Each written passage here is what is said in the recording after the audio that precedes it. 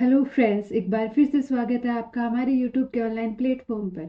जी हाँ दोस्तों, आज हम बात करते हैं स्टेट बैंक ऑफ इंडिया में आपके वैकेंसीज निकली है।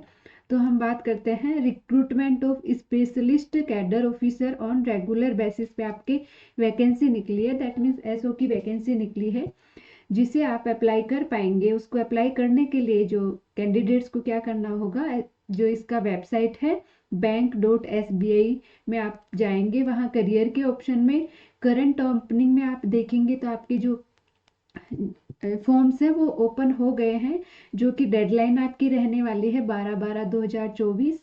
इसमें online application for the post of assistant manager engineering fire are invited from physical fit Indian citizen. Means जो फिजिकली फिट है वो ही इंजीनियरिंग फायर वाला भर सकते हैं। अदर जो पोस्ट है उसमें पीडब्ल्यूडी कैटेगरीज के लिए भी है।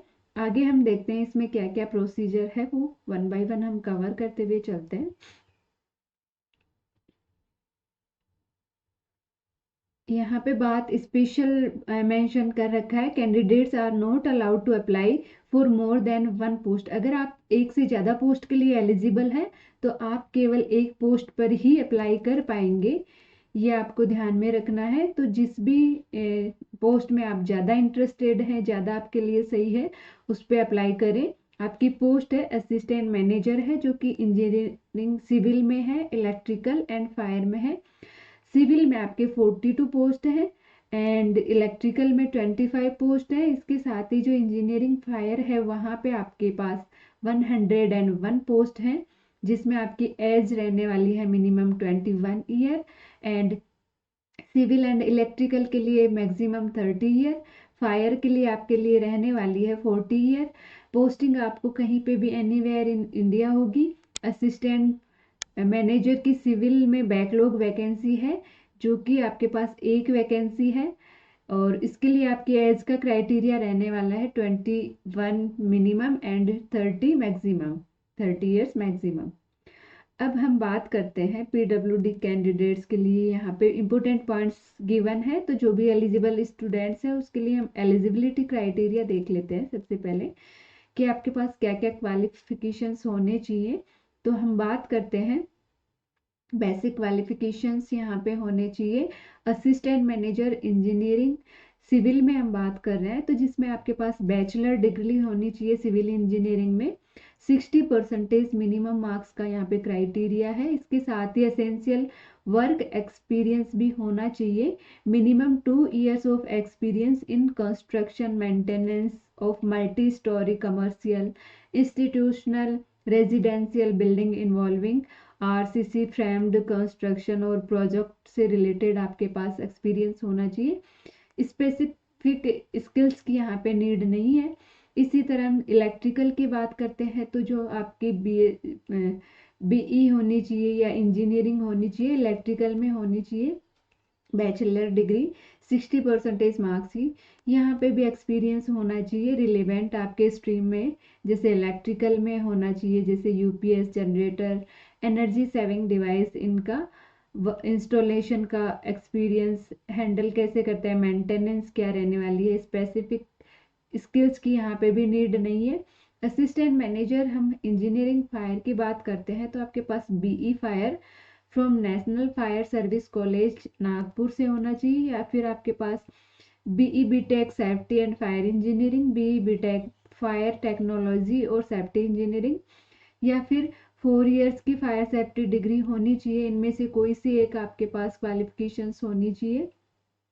Graduate of institute of fire engineering में होना चाहिए आपके पास डिग्री। एंड यहाँ पे हम बात करते हैं वर्क ऑफ एक्सपीरियंस की हम बात करते हैं, तो if educational qualification is BE fire from NFSC Nagpur से है, या फिर बी बीटेक आपके पास है, ये जो आपको डिटेल में 4 year degree of fire safety UGC recognised या एआईसीटीई अप्रूव्ड इंस्टीट्यूट से है, तो मिनिमम 2 ईयर का आपके पास होना चाहिए। 2 year in field of fire safety from any reputed organisation, या फिर if educational qualification in graduate of institute of fire engineering India UK, या फिर divisional officer course from an FSC Nagpur, minimum 3 years का experience आपके पास station officer और equivalent post in city fire bridge में होना चाहिए। स्पेसिफिक स्किल्स की हम यहाँ बात करते हैं। Candidate should have good knowledge of fire prevention and protection systems such as hydrant system, fire detection system, sprinkler system, along with knowledge of evacuation problem on and fire audit का आपके पास skills होने चाहिए।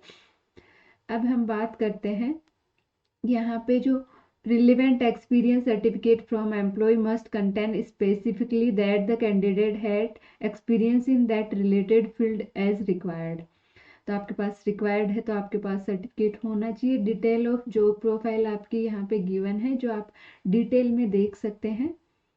जो relevant आपकी job positions हैं उनके लिए अलग अलग दी गई है। एंड अब हम बात करते हैं पे की रिमर्शन। असिस्टेंट मैनेजर, जो आपके तीनों कैटेगरीज हैं, सिविल, इलेक्ट्रिकल, फायर, तो बेसिक पे आपका रहने वाला है 48,480 से 2,000। and official will be eligible DA, HRA, CCA, PF, contributory pension, NPS, LFC, सारे जो आपको गवर्नमेंट के द्वारा गिवन होते हैं वो सभी आपको DA, HRA दिए जाएंगे पे स्केल में। तो ये आपके पास पे स्केल रहने वाला है 762,480। एंड अब हम बात करते हैं सिलेक्शन प्रोसीजर आपका होगा। तो जो आपके 2 वैकेंसी सिविल एंड इलेक्ट्रिकल में असिस्टेंट मैनेजर की हम बात करेंगे, तो उसमें आपके पास ऑनलाइन रिटन टेस्ट होगा एंड इसके साथ इंटरेक्शन, दैट मीन्स इंटरव्यू की हम बात करते हैं। असिस्टेंट मैनेजर में आपके शॉर्ट लिस्ट किया जाएगा क्वालिफिकेशन के बेस पे, फिर इंटरव्यू होगा। तो आगे हम देखते हैं जो आपका ऑनलाइन रिटन टेस्ट होगा उसके जो आपके लोकेशंस हैं वो आपको यहाँ पे है। एग्ज़ाम आपकी जनवरी 2025 में होगी। एंड जो आपका ऑनलाइन टेस्ट होगा उसका जो सिलेबस है वो होगा जनरल एप्टीट्यूड, जिसमें रीजनिंग, एप्टीट्यूड, इंग्लिश लैंग्वेज के 50, 35 रेस्पेक्टिवली क्वेश्चंस, और ये इतने मार्क्स के ही क्वेश्चंस होंगे। प्रोफेशनल नॉलेज होगा सिविल और electrical engineering as the case में भी। जो आपकी दोनों वैकेंसी जिसके लिए आप अप्लाई करना चाह रहे हैं उसके 50 क्वेश्चन होंगे। टोटल 100 मार्क्स का क्वेश्चन पेपर होगा। 90 मिनट आपको मिलेंगे, 45 मिनट आपको सब्जेक्ट के लिए मिलेंगे, 90 आपको जो जनरल एप्टीट्यूड है उसके लिए मिलेंगे। Qualifying in nature and marks scored will not be recognised and arrive at the merit, merit इससे नहीं निकाली जाएगी। There will be no negative marking for wrong answer. Online written test means negative नहीं है यहाँ पे। इंट्रैक्शन की हम बात करते हैं तो कैटेगरी वाइज आपका इंट्रैक्शन होगा, 25 मार्क्स का आपका इंट्रैक्शन होगा। इसमें आपके वेटेज पैटर्न होगा, रिटन टेस्ट का 70%, इंटरव्यू का 30%, मेरिट लिस्ट दोनों को कंबाइन करके निकाली जाएगी। 70% आपका जो रिटन टेस्ट, 30% आपका इंटरव्यू का मिला के मेरिट निकाली जाएगी। तो काफ़ी अच्छी वैकेंसीज है, पोस्ट है, आप अप्लाई, अगर आप एलिजिबल है तो अप्लाई कर सकते हैं। इसी तरह के वीडियोस देखने के लिए हमारे चैनल को सब्सक्राइब कीजिए, लाइक कीजिए, शेयर कीजिए। मिलते हैं नेक्स्ट वीडियो नेक्स्ट इन्फॉर्मेशन के साथ में। Thank you.